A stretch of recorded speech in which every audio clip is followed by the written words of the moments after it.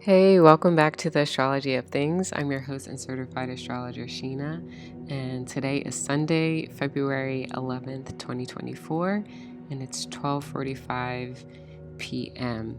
And today is a special Sunday because it's Super Bowl Sunday, and I thought it would be fun to see if I could predict the Super Bowl, who's going to win the Super Bowl using sports astrology. So today, I'd say that this is just for fun and entertainment.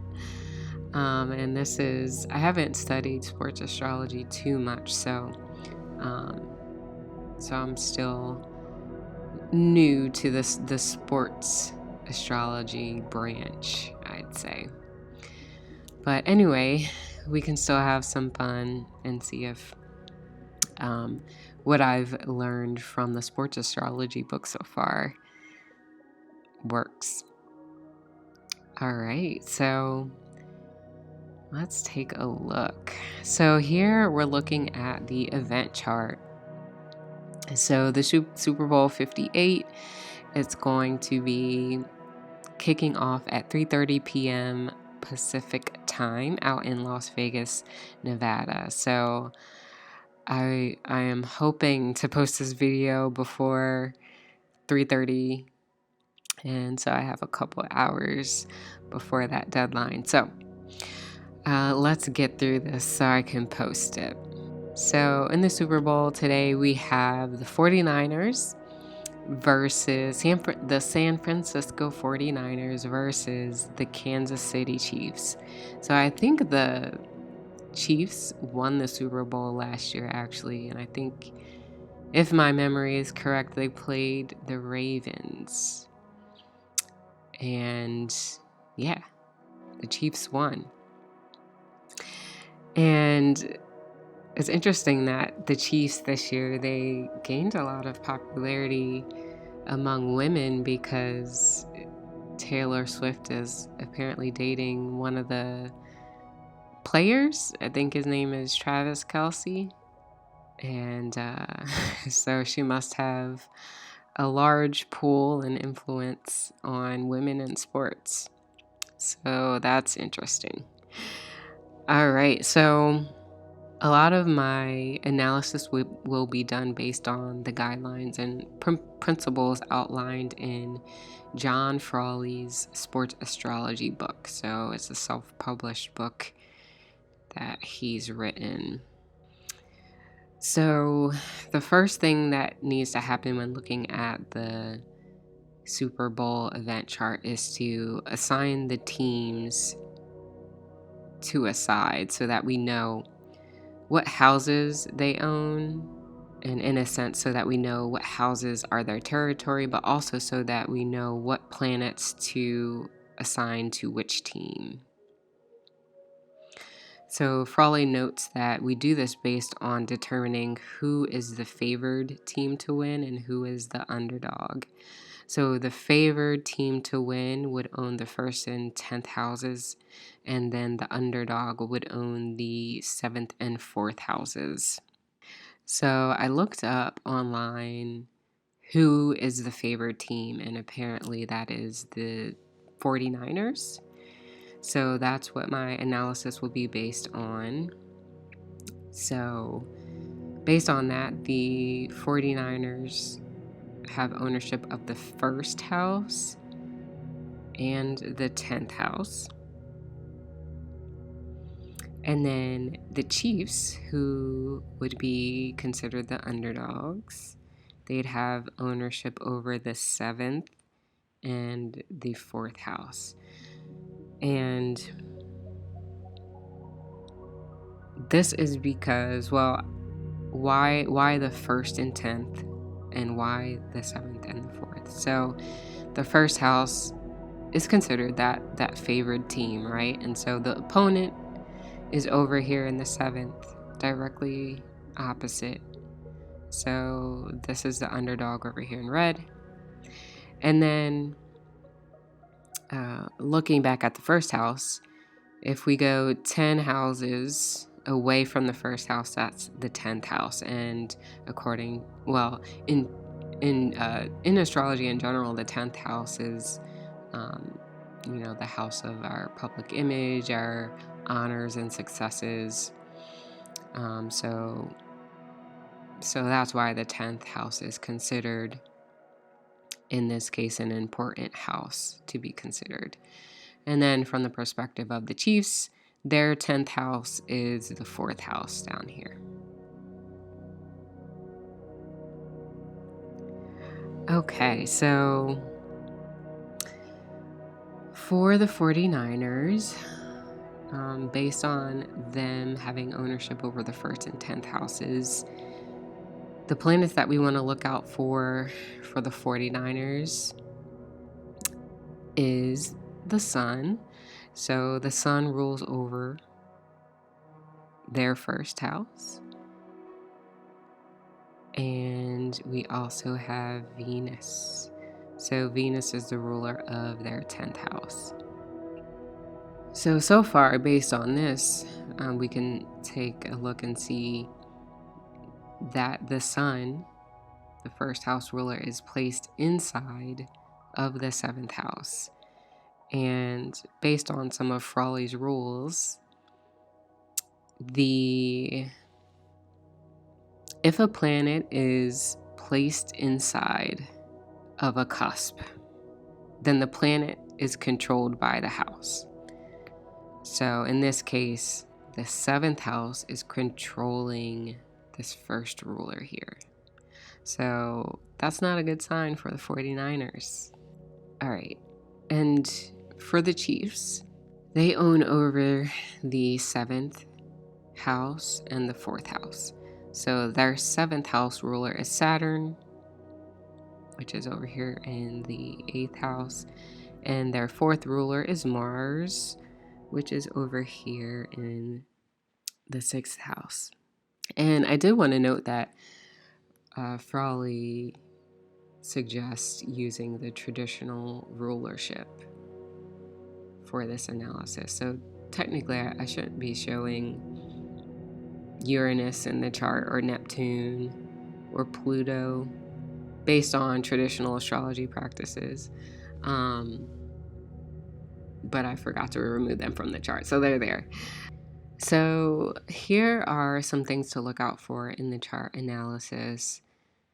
And these are coming from the book, the Sports Astrology book. So, in general, tips and guidelines are to look for the house placements. Which we kind of just looked at with the rulers of the 1st, 7th, 4th, and 10th houses. But we also want to take a look at the placement of the moon and the part of fortune, which I'll be looking at shortly. And then we also want to take a look at aspects to and from the moon, the part of fortune, as well as the dispositor of the part of fortune. And then we have this miscellaneous point section. So I actually didn't use or apply any of the miscellaneous points in my analysis. So I was mainly focused on these 2 sections here. And then here are some additional notes he's captured as well to help with the analysis. So he notes that a planet on a cusp controls that house. And then he notes that a planet inside of a cusp is controlled by that house. So this second point here is related to what I was saying about the 1st house ruler being in the 7th, the sun being in the 7th house. So that 7th house was controlling the sun. And then he notes that, since this is an event chart for a game, that we can forget some of the typical things we'd look at if we were analyzing a natal chart. So he says to forget about essential dignity, which is, the strength and weakness of a planet based on the zodiac sign it's placed in. We can also forget about accidental dignity, which is the attributed strength and weakness of a planet based on the house it's placed in. And then also we can forget about the mutual receptions, and those are receptions are when two planets are received or disposited by one another. So for example, if Moon was in Leo and then the Sun was in the zodiac sign Cancer, so that's a mutual reception.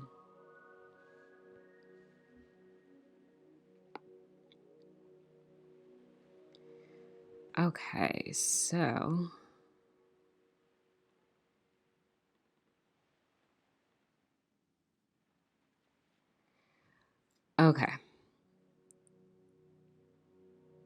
so looking at the moon, according to Frawley, we can look at the moon to see whether or not it's applying or separating from any of the team's assigned planets. In this case, if we look at the moon over here, it's actually separating from Saturn. Again, Saturn is the ruler of the 7th house here. So the moon is separating and applying to Neptune here, applying to a conjunction here with Neptune. But also in this separation, the moon is applying to a last aspect. And so a last aspect is the last aspect the moon makes before it changes signs, and hence before the moon goes into a void of course. So the moon is going to be moving toward Neptune, past Neptune, and it'll first make a sextile aspect to Venus. Well, before it even reaches Neptune, actually, it'll make a sextile aspect to Venus. So Venus is the 49ers' 10th house ruler. But then we have Mars, and Mars is the Chiefs' 10th house ruler. So that will be the last aspect that the moon will make before it changes signs. So that is a favorable sign for the Chiefs. And Frawley says that the last aspect the moon makes determines the winner, or one of the factors that determines the winner. And then if we look at the part of fortune, he notes that we need to look at the house placement of the part of fortune as well as the dispositor. In this case, the part of fortune's over here.